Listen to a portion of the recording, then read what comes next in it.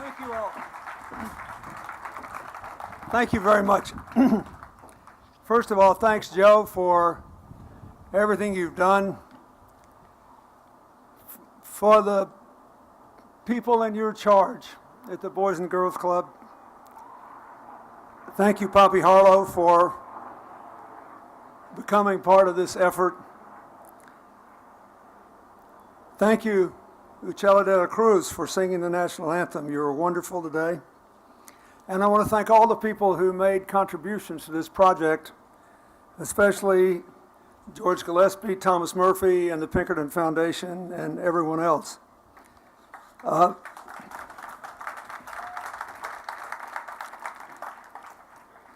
If you're young enough to be a member of the Boys and Girls Club, you want this speech to be short, you want the groundbreaking to occur, and you want the thing built day before yesterday. But indulge me a minute, because I believe that we are observing something that is profoundly important to the future of America, especially because it's here. You know, it is true that President Bush 43, who's 93 years young, and I flew down to see him the other day, a couple of weeks ago, and we had lunch together with Mrs. Bush, and to say he's still got all of his marbles and his sense of humor would be an understatement. It was wonderful. But I think it's important to point out that people from Herbert Hoover down to me and all of our successors believe in the Boys and Girls Club based on a simple idea that intelligence, effort, and human dignity are evenly distributed throughout the world and throughout this country and throughout this community and this great city. But opportunities are not. And every child deserves a safe, secure, supportive place to develop his or her personalities, talents, dreams, or maybe just to have a good time, to have a few hours where you don't have to sweat whatever else is going on. So for those of us who've been able to be a part of this, it's really important at a time when there's so much division and controversy. For me, I grew up a baseball fan. So for me to be having an office in Harlem just a few blocks from here, and to be here in the shadow of what was the old polo grounds where my childhood hero, Willie Mays, played baseball, means more than I can tell you. And today I bored my whole staff with baseball stories because I knew I was coming here. But one of the great honors of my time as president is I became friends with both Hank Aaron, who broke Babe Ruth's home run record, and Willie Mays. And I asked Hank Aaron once, I said, who's the greatest baseball player you ever played with or against? He said, oh, it's not close, Willie Mays. He said he could hit home runs in the Polo Ground, and if they hadn't come to Candlestick Park in San Francisco, he too would have broken Babe Ruth's record. He ran faster than I did, and he had the best run arm from outfield of anybody who ever played baseball except Roberto Clemente. And I thought, that's what I want for all of you. Here's a guy, Hank Aaron, who endured racial discrimination, all kinds of problems, didn't make the kind of money people make playing ball today, who grew up to be a great citizen, and he and his wonderful wife, now in their early 80s, are virtually giving all their money away, trying to help lift kids like you. And he knows that he will be a historic person because he broke that record, and he couldn't wait to tell me that he thought Willie Mays was a better baseball player. That's what I want all of you to have, a big, full heart, to be able to rejoice in your own life and never resent anybody else's success. And in order to do that, there are places where people have to learn to have each other's back, where people have to learn to be comfortable with people who don't necessarily look like them or even aren't able to live like them.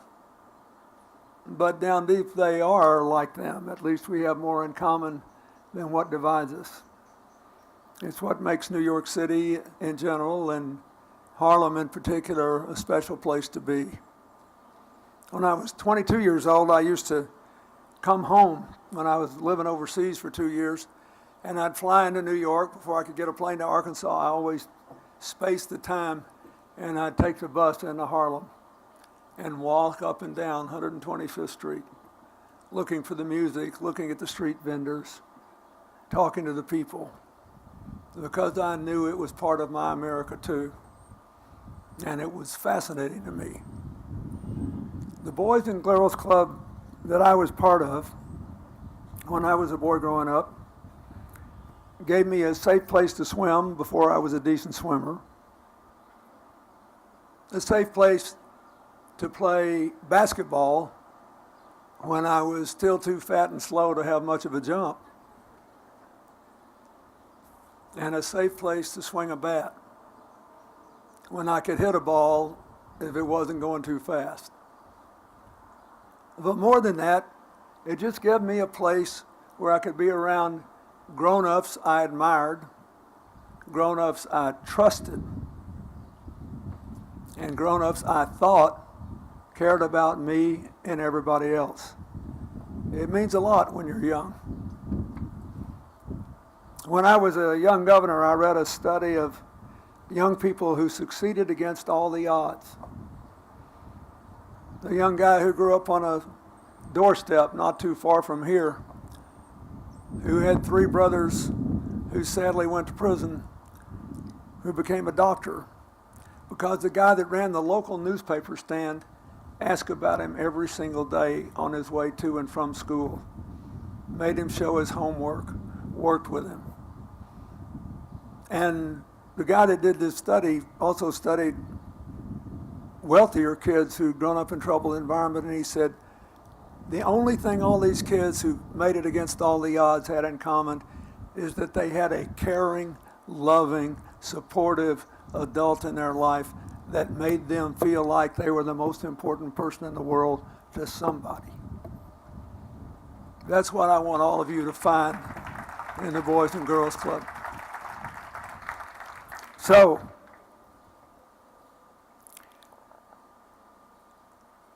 I could never have known when I was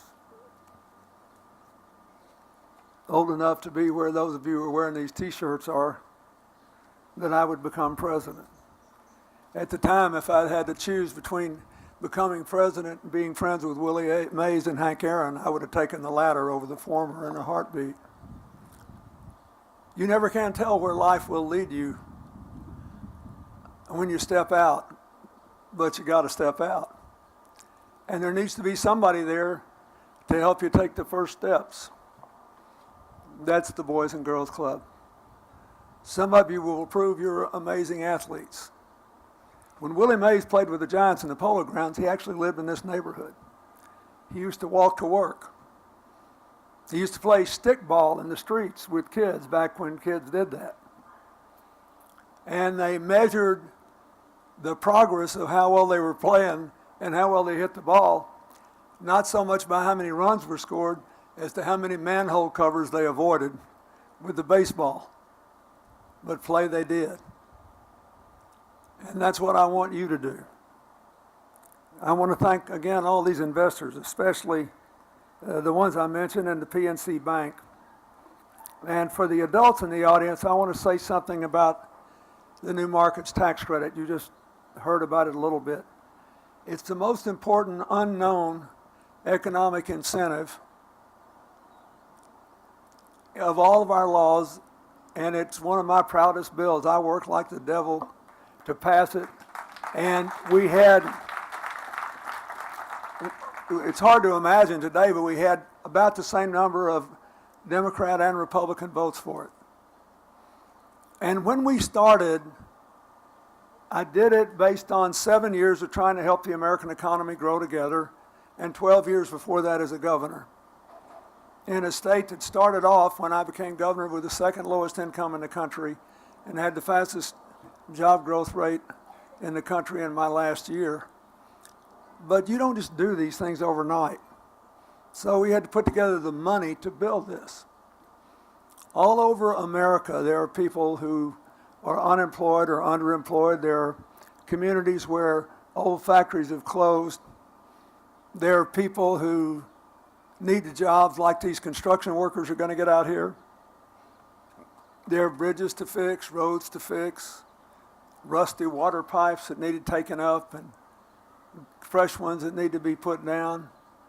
There are even places in America where they have no broadband connection at all unless you go on a telephone line. And all the people that live there, they're just as smart as everybody else, they just don't have as many opportunities.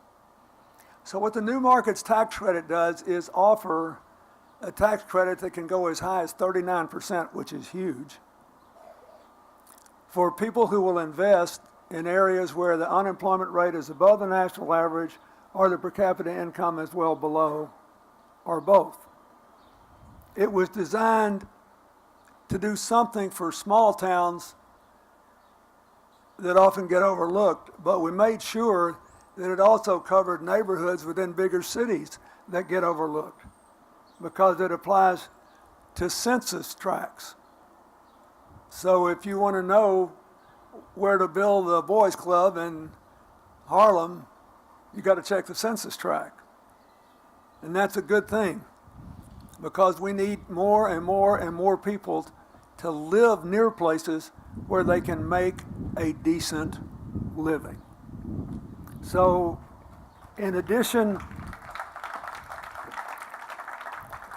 to that, I want to say to all of you who funded this, I'm grateful for the jobs you gave to construction workers.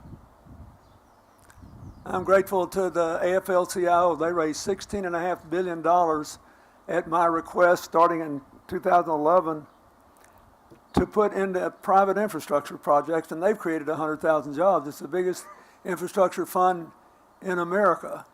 The labor movement, mostly public employee unions, invested to create their jobs for their private sector brothers and sisters to put people to work. And it's been my experience that if everybody has a decent job, about 90% of the problems get solved. So I want to thank them. I want to thank the members of the NYPD who are here and all the other people who serve the public. And look at them, they look just like America, except my friends with the stars and our other friends with the pretty blue shirts. But they're a family too, and they're a part of our family. We need them, and they need us. And so don't forget that. This is a good deal. It's a building. I'm proud that I once signed a bill that finally people are taking advantage of. A friend of mine who worked for me in the White House when he was very young now works for the Pittsburgh Penguins, the hockey team. They just announced that with the New Markets Tax Credit and the AFL-CIO Infrastructure Fund, they're building a new arena, and they're building it in a low-income neighborhood on the outskirts of Pittsburgh with the New Markets Tax Credit. They're going to build hundreds of houses for working people who otherwise couldn't afford a home, along with the arena. Look, we can do what we need to do in America, but we got to do it together. We got to do it together across the racial, the religious, the immigrant, all the other divides. It's our diversity that makes us great, makes us young, and gives us a chance to grow. I can say that.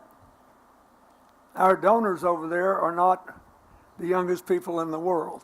I am now the oldest person in my family for 3 generations. Every day is a gift to me. George Bush is 93, and I always tell him I want to be him when I grow up.